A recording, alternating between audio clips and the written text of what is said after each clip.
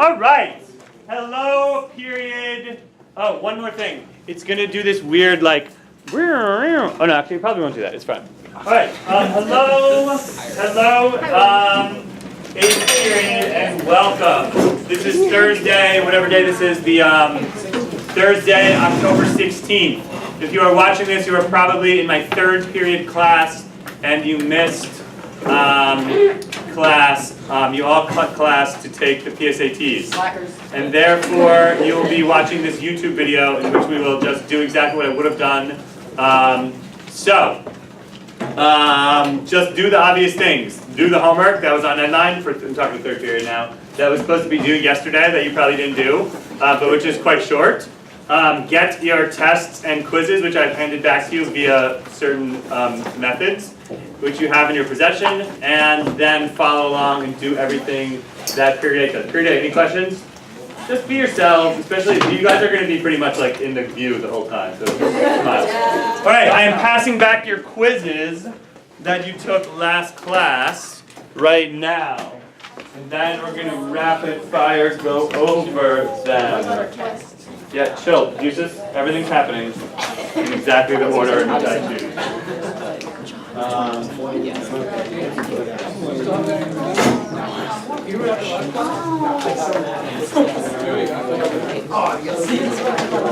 Where'd you go?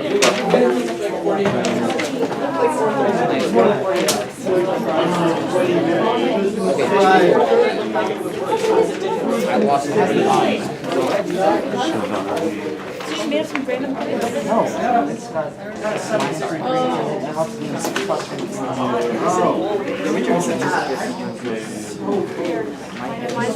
Wait, so you can see mine not right now. Oh. But like if you lean back, just like here. Okay. Okay. Good. All right, good. So we are going to go over this quiz right now. Yesterday I just screamed at my ninth period. I just gave them a terrible lecture, which I'm not. That's because I was angry. Today I'm less angry, so I'm trying to make myself angry so that I can give the same lecture I gave them because I think it was a valuable lecture. This quiz was really, really easy. This was a really, really easy quiz.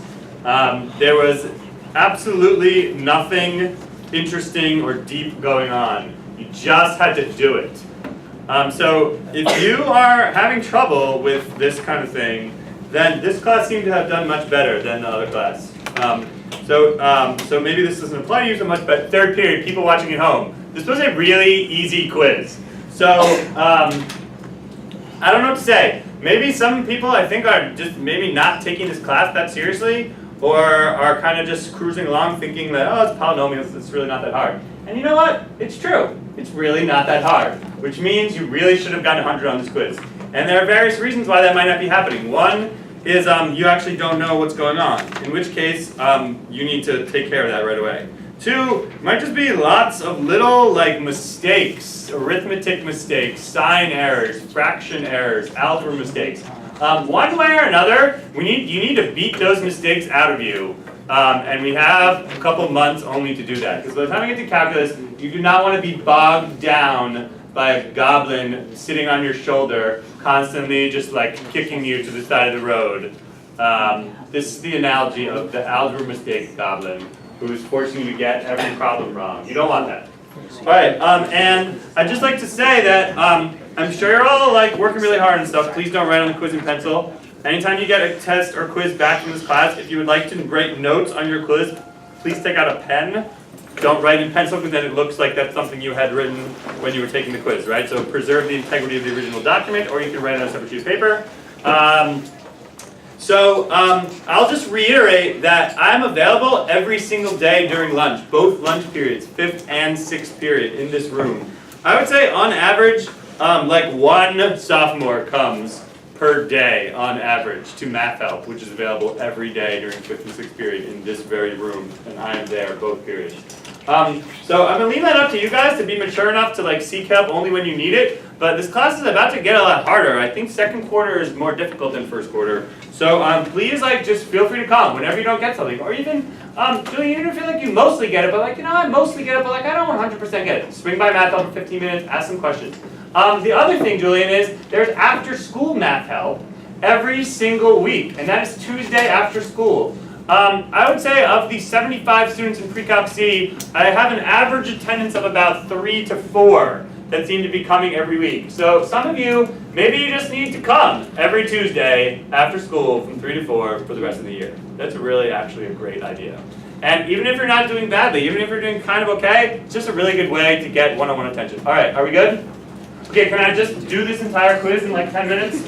Right now, here it is, and I might even pause to do the period 3 had a slightly different version, so just deal with that.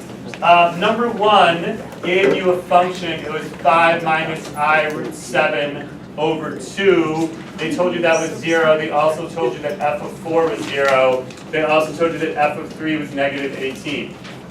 All right, well, the whole point of this problem is that since I told you that it is a cubic with real coefficients, we have a theorem that says that if the coefficients are real, then complex roots come in conjugate pairs. So I know that f of 5 plus I root 7 over 2 is also 0. And therefore I know the 3 roots of this function.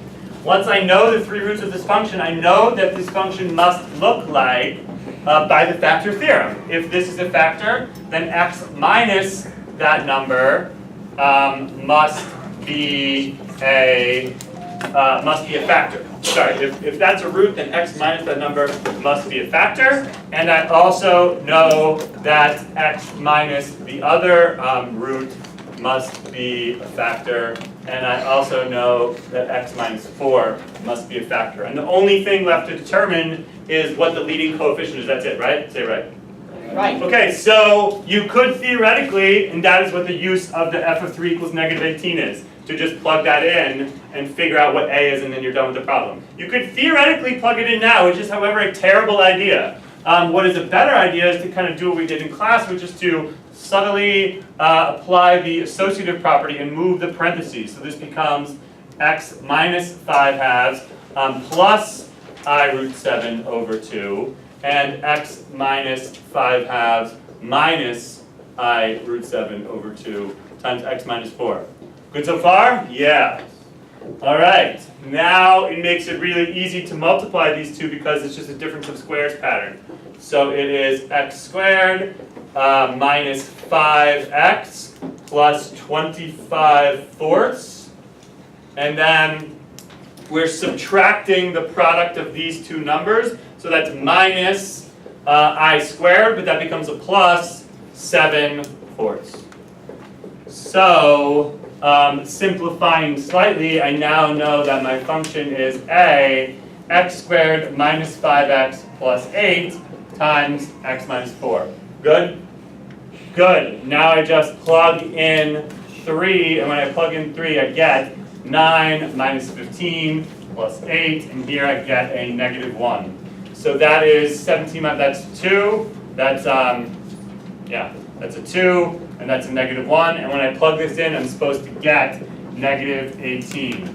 And thus, I know that a has to be 9, and therefore my final answer, you can just write it as 9x minus 4, x squared minus 5x plus 8. Just leave it like that. Any questions about this? Cool.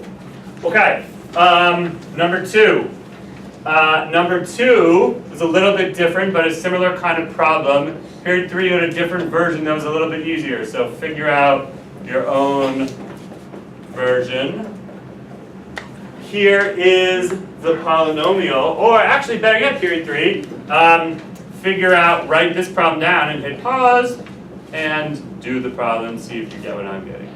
So here's what they told you, just a single root. Now, being given the 4th degree function, I can see clearly that the coefficients are real. Thus, again, complex roots come in conjugate pairs. Therefore, again, I know that f of negative 2 plus 2I root 2 over 3 is 0. All right. What's up? That's one way of doing it. I'll get to that in a minute. But no other facts were given besides that, right? That's it. No, we're doing number 2. We're doing number 2. We're doing number 2. Okay, so how do I do this? Same kind of, there are basically 2 ways.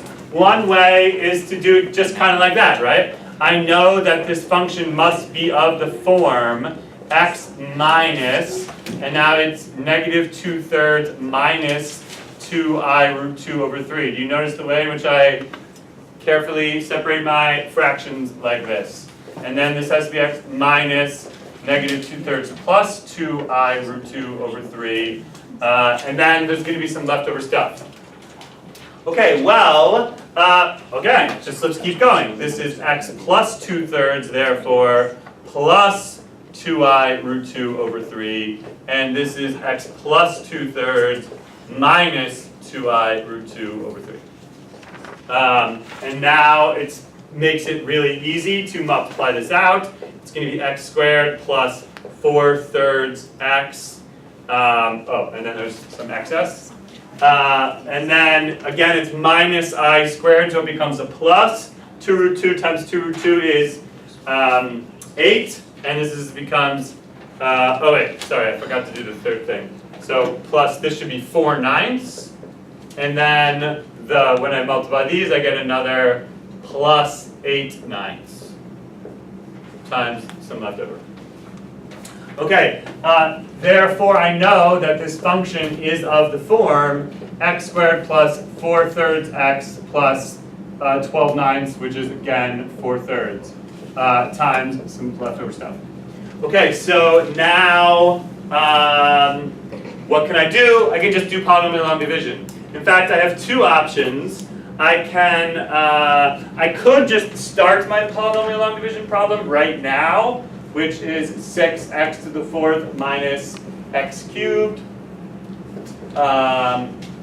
minus 13x squared minus 24x minus 12. And over here we just go, x squared plus 4/3 x plus 4/3. This will work just fine, and in fact, if you've done the first part of the problem correctly, and the problem is a correct problem, then it must go in evenly. So if it's not going in evenly, you know that something went wrong. It turns out to be a little bit easier if I don't have these annoying fractions, and because of the logic of this is a little bit subtle what I'm about to say, since this is this polynomial times some stuff, and I don't know really what's here, so it doesn't really matter, I can just steal a 3 out of this blob of stuff and just put it here. So this is 3x squared plus 4x plus 4. If that bothers you, you can just write 1/3 times stuff. But it ends up just not mattering, right? Because whatever's left over is just going to come out again. So it just makes it a little bit easier to do the polynomial long division if you have integer. No. Wait, where's the Oh yeah. There should be 3 there. Thank you. Okay, so anyway, now I just do polynomial long division. Nothing more boring in the entire world than watching somebody do polynomial long division. This is going to be a YouTube hit, I can tell. You know who watches these a lot? The alumni who are like nostalgic for high school. That's like a big thing. All right, so minus 9x cubed minus 21x squared.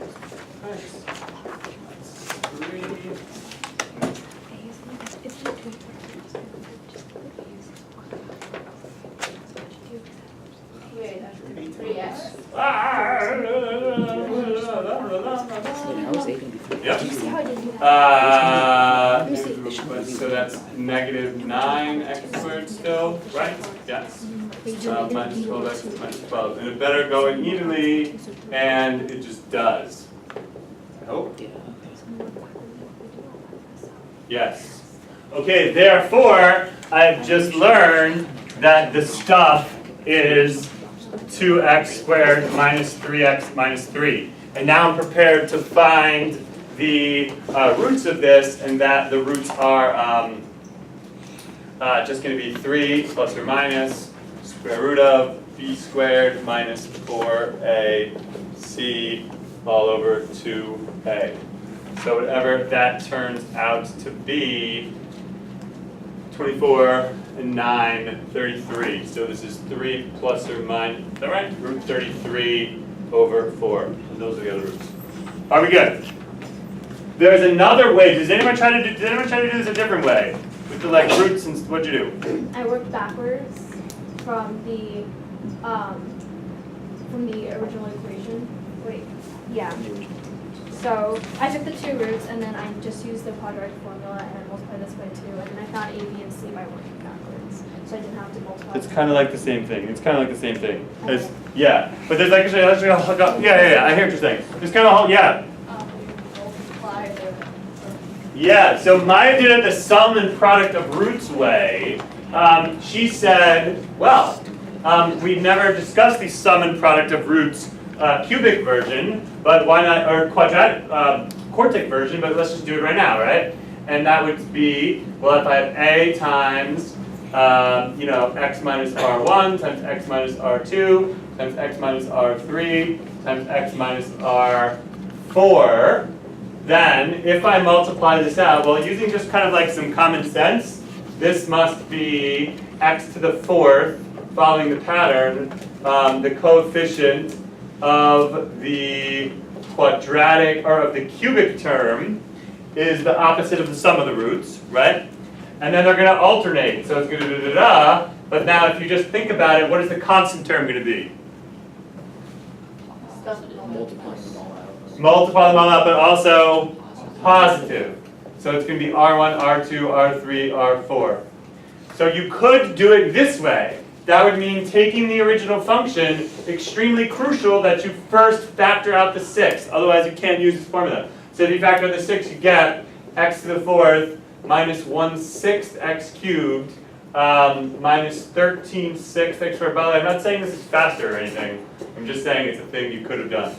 Minus 4x minus 2, then I know, well, we can do it either way. I know that the sum, well, I guess I need both actually, right? I need that the sum of the roots is going to be 1/6. So sum of roots equals 1/6. Note, because it's like negative, negative, right? And the product of the roots, has to be -2. Everyone with me? Okay, good. Then going really fast here, the first 2 roots when added together give me -4/3. So I know that -4/3 plus, like, I don't know, let's just call it like r plus s has to be 1/6. And over here, if I take the product of those 2, let's see if I can do this in my head. It's going to be 4 minus, so it ends up being plus 8 over 9 times, I think I did that right. Is that right? When you multiply those numbers, yeah. So that's going to be 12/9. So I get, so I have 4/3 rs equals -2. So rs has to be, whatever that is, -3/2. Is that right? Is this how you do it? That's right, yeah. Okay, so, I mean, I don't know, but anyway, this would work. Now if I add 8/6 to both sides, I get 3/2 over here. And now I basically have a system of equations, and you could just solve this system of equations. So r is just -s plus 3/2. So I could just plug that in here, and you get -s plus 3/2 times s equals -3/2. And when you simplify this quadratic a little bit, you're going to get, big surprise, that quadratic right there. And you could solve the problem that way. I don't know, worth mentioning, maybe not worth mentioning, but anyway, that's the thing. All right, can you flip the camera? And you probably have to like lift the tripod and like move it. You figure it out. I'm going to leave you to make your own decisions. Right. You know what I'm saying? You might want to like bring it over there. Okay, how about this? So the next problem, f is an odd 7th degree, it's a 7th degree polynomial, which is odd. Okay, this was a very interesting problem, which did require thinking. Actually, I take back what I said. This quiz did have some thinking on it. This problem was a thinking problem. So that's a bad spot for that, so you probably need to, like, that's why, it's not an advanced operation. You probably just need to go back, like, yeah. Okay, so, what was I told? I was told that f of -2 is 0, and I was told that f of 6 minus root 3 is 0. But the other thing is that it is a polynomial with rational coefficients. So if it's a polynomial with rational coefficients, we have a theorem that says that the irrational roots come in pairs. What's up, you good? Yep. Cool. So that means that f of 6 plus root 3 has to also be a root. By the way, root 3 is approximately equal to like 1.7. So when I go to make this graph, what does it look like? Well, let's try to be reasonably accurate here. 2, 3, 4, 8. Well, I know I have a root at -2. Bam. I know I have a root at 6 minus root 3. That was the one given. 6 minus root 3 is going to be like 4.3. But I also know I have a root at 6 plus root 3. So 6 plus root 3 is going to be like 7.3. That's going to be like over here. This is the 6 minus root 3. This is the 6 plus root 3. But also, it's odd. Given that this polynomial is odd, that means when I plug in a number like 6 minus root 3, whatever I get is the opposite of what I'm going to get when I plug in the opposite of that number. That's just the definition of odd, right? Therefore, I know that -6 plus root 3 must also be a root. So I know I'm going to have another root over here, -6 plus root 3. If you just think about it, an odd function must be symmetric about the origin if I rotate it 180 degrees. Therefore, if I had a root at -2, I also must have a root at 2. And if I had a root at 6 plus root 3, I also must have a root at -6 minus root 3. Yes, question? No, I was just going to say the last root. Oh, and then also, so that's 6 out of the 7. The last root's 0 because... Has to be 0. Every odd function must go through the origin. You can give a little proof of that if you want. You want to see it? Okay, good. It's very short, I guess. Therefore, that's pretty much it. And so you don't have much of a choice for this function. You can only control the swoosh swoosh, how much you want to do that. All right, good. And then we get to this last function on the back. Again, period 3 is a different version. So you should pause the video and try this version right now. Here is the function. You basically have to give it the full business. So we need to make the Descartes self-sign chart. So we get -3x cubed plus 23x squared plus 18x minus 24. And so this means that there's one sign change among the positives, and it goes from negative to positive, negative. So 2 sign changes among the negatives, which means they're either 2 or 0 negative roots. Non-real, and this is 0, 2. Okay, and then I use the rational root theorem. The rational root theorem tells me that the roots must be of the form plus or minus 1, 2, 3, 4. This is terrible. 6, 8, 12, 24. Mean teacher alert. Over 1, 3. So all of these guys are roots, but there's some strategy in the way that we go about guessing. So I don't know. I'll try like 1 first. Why not? So this is 3, 23, -18, -24. So I get 3. I get 3, 3, 26, 26, 8, 8, -16. Okay, that didn't work. And I also didn't really particularly learn anything off that. Man, that sucks. I could try -1. This is just an idea. And if I try here, what I get? So I get 3, I get -3, I get 20, I get -20, -38, I get 38, I get 14. Now did I learn anything?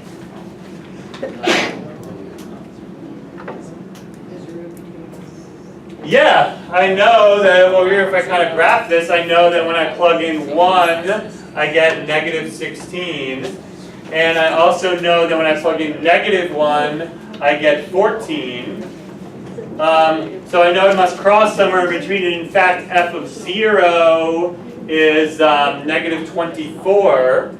So I know there's a root down here. So I know that this function must look like something like this so far, that there's a root between negative 1 and 0. Alright, I don't know, let's try like 2. So 3, 23, negative 15, negative 24. So if I do that, I get 29, 58, 40, 80, 56. Okay, now I definitely learned something. Answer that this is an upper bound. 2 is an upper bound. Okay, so also it's positive, which means that there's another root. That means we're up here somewhere at 2. So I know that this function crosses between negative 1 and 0, and I also know that the function crosses between 1 and 2 is an upper bound. So there aren't many numbers that are possible to choose between 1 and 2. In fact, there's only one, 4/3. 4/3 is the only number which is between 1 and 2, and I know that there's a root between 1 and 2, and I know there are no roots bigger than 2. So I just try this, and I guess it just works, right?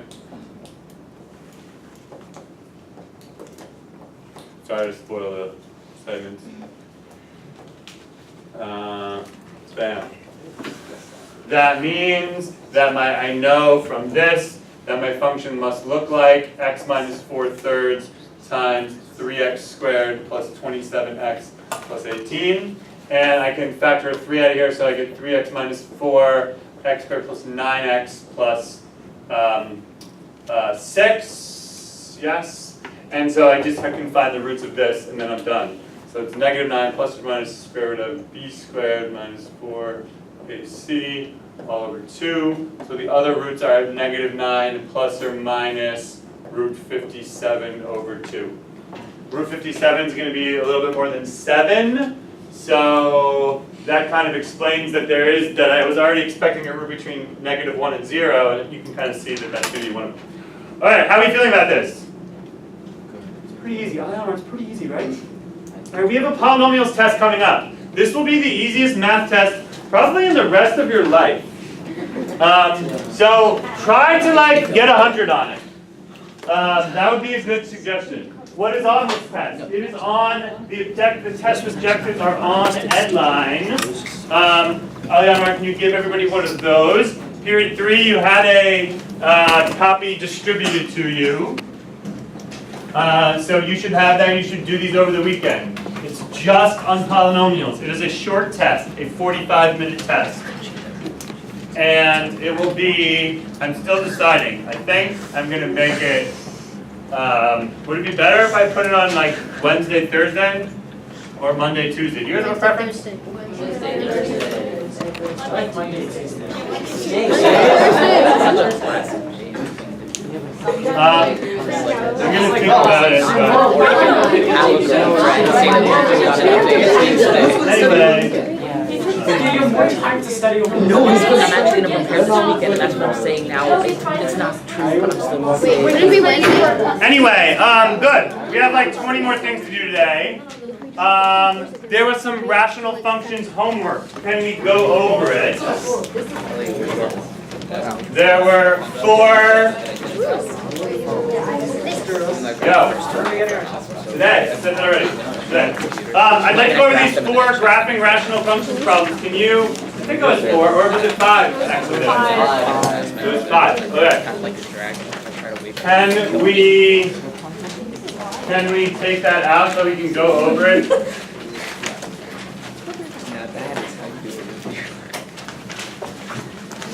Let's do, what was the numbers? It was 37. I think I'll actually do 37. Maybe, what was the numbers? Can you tell me?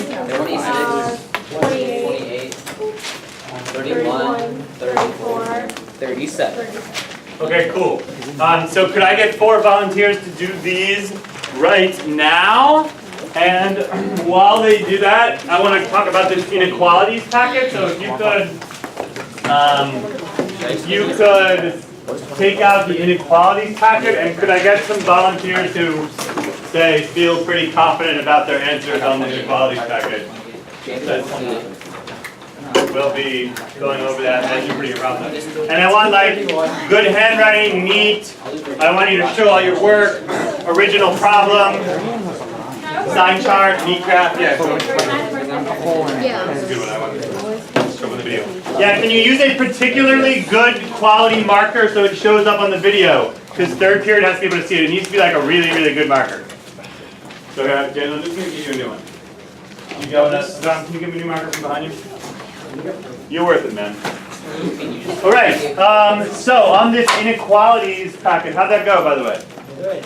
Okay, good. Let's go over a couple of them from the page 5. Which one should we do?